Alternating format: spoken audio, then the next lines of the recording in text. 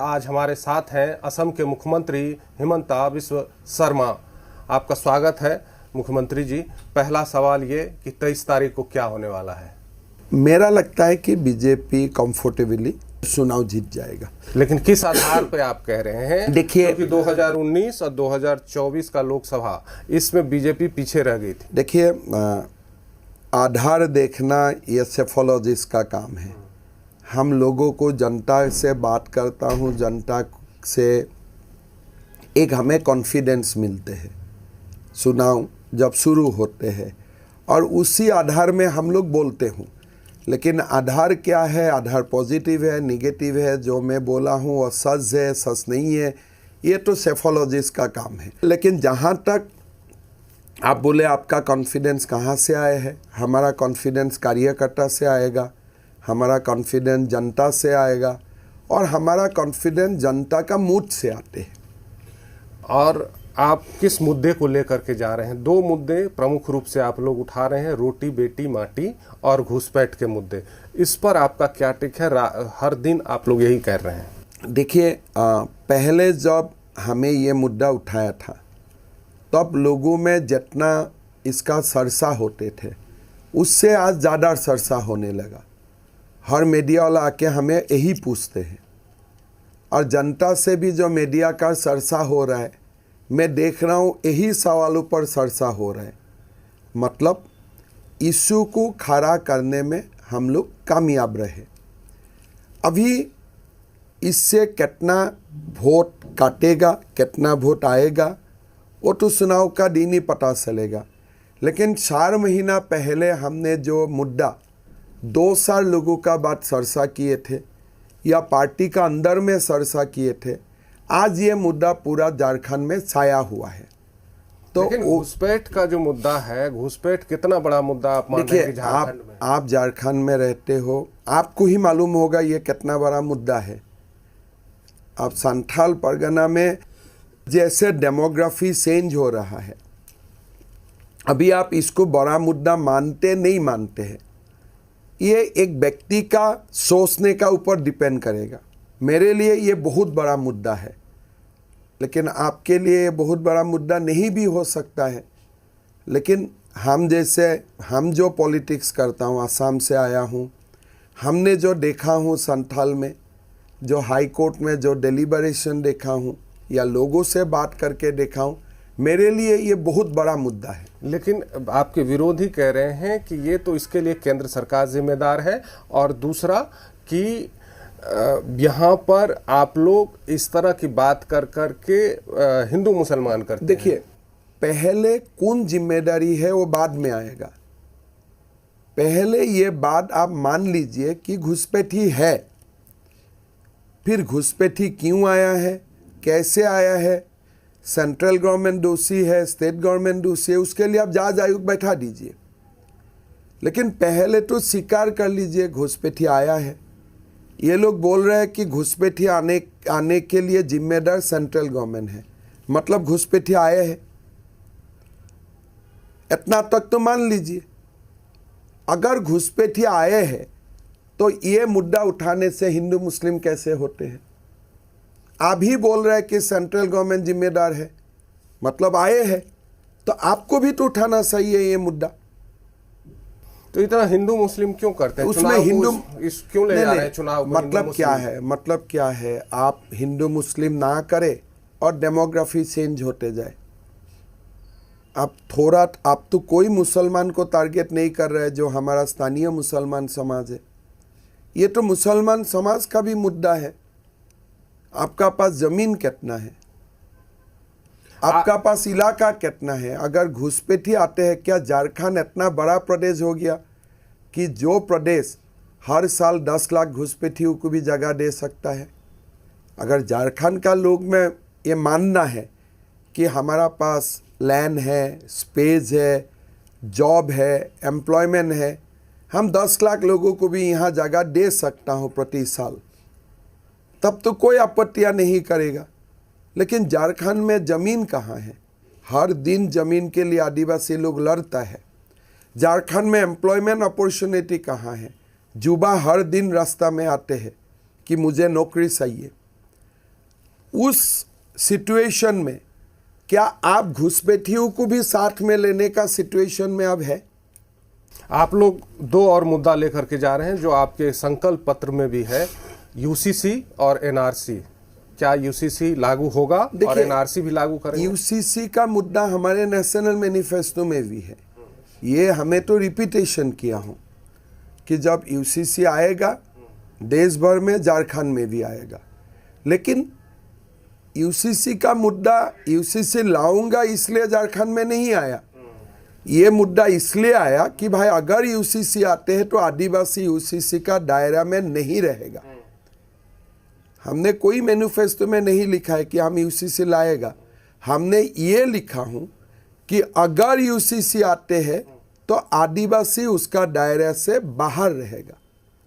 राहुल गांधी आ रहे हैं, राहुल गांधी कह रहे हैं कि संविधान विरोधी हैं, संविधान को खत्म कर चाहते हैं, रोज आ रहे हैं आजकल यहाँ झारखंड में। ये तो पुराना कैसेट है। ये कैसेट तो राहुल जी बजा ही, नुकसान हुआ था। अरे मैं बोला ना, वो तो बजा चुका है ना। वो नुकसान तो हुए, लेकिन राहुल गांधी तो लीडर ऑफ अपोजिशन ही बना ना, प्रधानमंत्री तो नहीं बने। तो फिर वो झारखंड में कह रहे हैं, अब सम्मेलन भी किए थे यहाँ पे संविधान बचाओ। करना सही है ना, नहीं तो बीजी कैसे रहेगा? सबको आना सही है। क्या थोड़े बीजेपी वाला ही आएगा? झारखंड डेमोक्रेटिक स्टेट है, सब लोग आना सही है। आने में आप कैसे मना कर सकते हैं? अगर मैं आपका इंटरव्यू में बोल दो कि राहुल नहीं आना सही है, क्या वो मेरा बात मानेगा? आप एक बात बताइए कि कांग्रेस को किस स्थिति में देखते हैं झारखंड? मेरा लगता है द बिगेस्ट कैजुअलिटी कांग्रेस है ये चुनाव में। ये जो चुनाव है, ये चुनाव में सबसे बड़ा, अगर कोई पार्टी का नुकसान होगा, एक नंबर में कांग्रेस का नुकसान होगा। कांग्रेस का नुकसान होगा। आप कहाँ देखते हैं? आप लोग देखिए, हम लोगों का अपना सीट कोई लॉस नहीं होगा और हम आगे जाके कांग्रेस और जेएमएम से सीट लाऊंगा, ये हमारा असेसमेंट है। लेकिन मैं जो देख रहा हूँ, जेएमएम से भी ज़्यादा कांग्रेस का नुकसान ये चुनाव में ज़्यादा हो रहा है।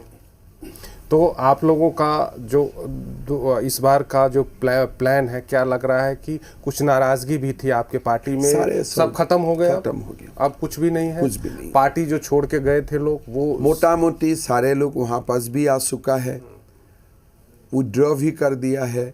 और हमारा एक्सपेल भी हमने 6-7 लोगों को ही किया। नॉर्मली पूरा चुनाव में 100-150 लोगों को निष्कासित करना पड़ता है, बट ये लिस्ट भी इस बार बहुत छोटे हैं, 6-7। ये चर्चा बहुत है झारखंड में कि हेमंता जहाँ जाते हैं वहाँ सब कुछ ठीक ठाक कर लेते हैं, एकदम पहले जाके घूमते हैं, सिचुएशन भांपते हैं और उसके बाद उस तरह से एक्ट कर देते हैं। ऐसा नहीं होते हैं। चुनाव में लोग इस बार सत्ता का परिवर्तन चाहते हैं, इंडिविजुअली भी चाहते हैं कि मैं विधायक बनूं, मंत्री बनूं, लेकिन सब लोग ये बात मान के सलाह है कि सरकार का परिवर्तन झारखंड का भविष्य के लिए जरूरत है। जब जनता का मूड बनते हैं तब मैनेज करने में बहुत ज़्यादा समस्या नहीं है, फ्लो का साथ जाने में बहुत बड़ा समस्या नहीं है, फ्लो का विपरीत जाने में समस्या है। इस बार फ्लो हमारा साथ है, इसीलिए हमें मैनेज करने में बहुत ज़्यादा असुविधा नहीं हुई। तो इस बार क्या लेकर के आप लोग जा रहे हैं झारखंड के चुनाव में? क्या मुद्दा रोटी बेटी माटी, घुसपैठिया, एनआरसी, एक और मुद्दा जो आप लोग छोड़ दिए हैं, जो विरोधी भी उठा रहे हैं, स्थानीय नीति या सरना कोड? देखिए, स्थानीय नीति हो, सरना कोड हो, दोनों युवाओं का अस्मिता, आदिवासी अस्मिता का साथ जुड़ा हुआ है। हमने मैनिफेस्टो में बोल दिया हूँ कि झारखंड का स्थानीय युवाओं के लिए हम 3 लाख नौकरी लाऊंगा।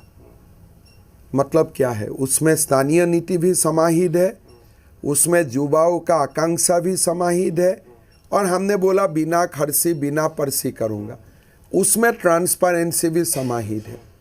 जहाँ तक सरना कोड का बारे में, लगातार 4 महीना यहाँ का कोई ना कोई ट्राइबल डेलीगेशन से, आदिवासी डेलीगेशन से गृह मंत्री जी बात करते रहे। 2 साल सभा में मैं भी उपस्थित रहे, और मुद्दा गृह मंत्री जी जैसे बताया कि चुनाव का बाद भी ये मुद्दा को हल करने के लिए कोशिश पूरा किया जाएगा। तो अब आप ये बताइए, मेरा आखिरी सवाल ये है कि एक सवाल आपने कहा था कि आपके घर में भी झगड़ा शुरू हो गया है टिकट के लिए। देखिए, मैं मानता हूँ आप और आपका प्रदेश का आप अगर एक मुख्यमंत्री हो तो अपना पत्नी को इतना लाइमलाइट में आपको लाना नहीं चाहते हैं, सही है। हेमंत सोरेन जी खुद एक कैपेबल नेता है,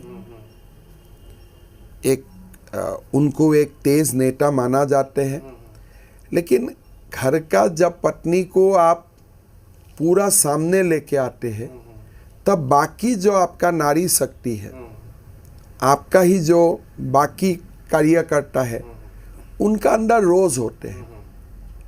और कोई सारे देश में मुख्यमंत्री है, उनका डाउनफॉल का कारण वही बन जाते हैं कि परिवारवाद।